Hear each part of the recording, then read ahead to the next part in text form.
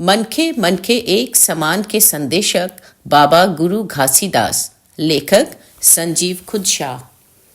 छत्तीसगढ़ के महान एवं सुप्रसिद्ध संत बाबा गुरु घासीदास का जन्म छत्तीसगढ़ के गिरौदपुरी नामक गांव में 1756 में हुआ था। बाबा गुरु घासीदास ने जो संदेश दिया उसको समझने के लिए हमें उनके जन्म के समय की परिस्थितियों को समझना होगा। वह एक ऐसा समय था जब छत्तीसगढ़ में मराठाओं का शासन था, शोषण का बोलबाला था, जातिवाद ऊंच नीच चरम पर था। ऐसी स्थिति में बाबा का जन्म एक गरीब परिवार में हुआ। वे आम लोगों की तरह जीवन जी रहे थे, लेकिन लगान, जमींदारी, टैक्स आदि से ग्रामीण जीवन आर्थिक और सामाजिक रूप से निर्बल हो चुका था। आम जनता भूख प्यास से परेशान थी। इस कारण वे बहुत व्यथित थे। कहा जाता है कि उन्होंने तप किया, जिसे हम तपस्या या अध्ययन या चिंतन भी कह सकते हैं।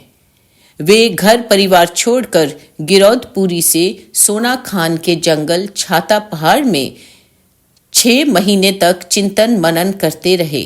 तप करने के पश्चात उन्होंने जो निष्कर्ष निकाले, जिस आत्मज्ञान की उन्हें अनुभूति हुई, उसका संदेश, उस सत्य के मार्ग पर चलने का संदेश उन्होंने लोगों को दिया। वह आगे चलकर सतनाम कहलाया।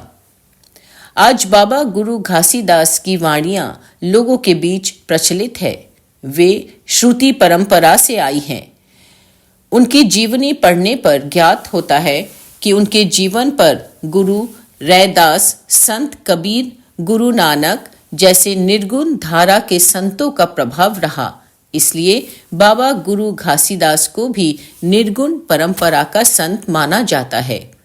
उनके संदेशों में बुद्ध का प्रभाव भी स्पष्ट रूप से दिखता है। उन्होंने जो 7 शिक्षाएं दी हैं, वे शिक्षाएं पंचशील में भी मिलती हैं। आइए जानते हैं कि वे 7 शिक्षाएं क्या है।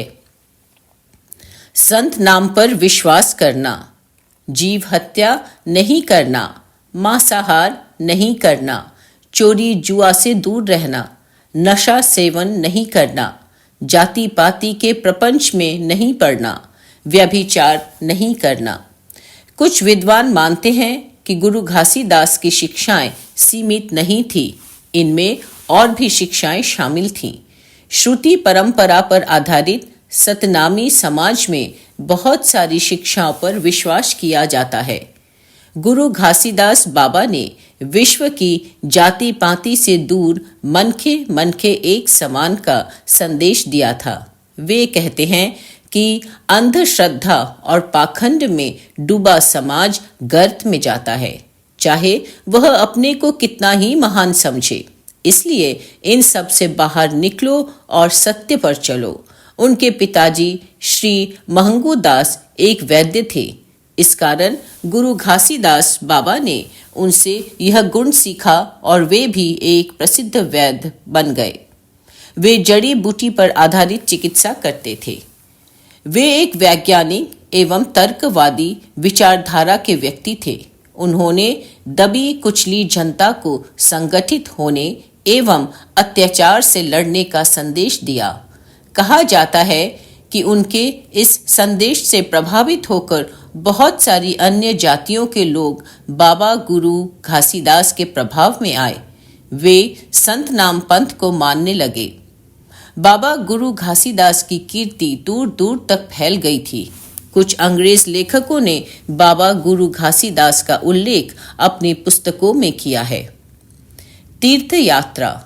सर्वोत्तम स्वरूप जी अपने पुस्तक गुरु घासीदास और उनका सतनाम आंदोलन में उल्लेख करते हैं कि बाबा गुरु घासीदास ने भुवनेश्वर स्थित जगन्नाथ मंदिर की महिमा सुनकर तीर्थ यात्रा की योजना बनाई, लेकिन मंदिरों में उनके साथ भेदभाव हुआ, जिससे बाबा व्यथित हो गए। उन्होंने उत्तर भारत के लगभग सभी मंदिरों में तीर्थ यात्रा की। सभी जगहों पर यह ज्ञात हुआ कि शूद्रों के साथ भेदभाव हो रहा है। बाबा ने एक ऐसे संसार की कल्पना की जहां सभी मानव बराबर हों, एक दूसरे में भेद ना हो। उन्होंने पूरे संसार को यही संदेश दिया। बाबा गुरु घासीदास की शिक्षाओं को पंथी गीत एवं नृत्य के माध्यम से स्मरण किया जाता है, जो अपनी विशेष शैली के लिए पूरे देश में प्रसिद्ध है। पंथी गीत की एक बानगी यहाँ देखिए। मंदिरवा म का करे जईवो, अपन घट के देव ल मनईवो। पथरा के देवता ह हिलत ए न डोलत, ए अपन मन ल काबर भरमईबो। मंदिरवा म का करे जईबो। जैत खम की स्थापना। सर्वोत्तम स्वरूप जी लिखते हैं कि गुरु घासीदास जी की जहाँ रावटी लगती थी, वहाँ सबसे पहले छोटे रूप में पतली लकड़ी का खंबा और उसमें छोटा सा झंडा गाड़कर अपनी विजय पताका लहराते थे। इसी का बड़ा रूप सर्वप्रथम तैलासी में जहाँ मंदिर बना है, उसके सामने जैत खम गड़ाया गया है। बाबा गुरु घासीदास साहिब ने अपने जीवन काल में 21 संदेशों का प्रतीक, 21 फीट का खंबा, 21 हाथ अर्थात 5 तत्व, 3 गुण, 13 सद्गुण का खंबा गड़वाया था, जो कि 21 सद्गुणों का प्रतीक है।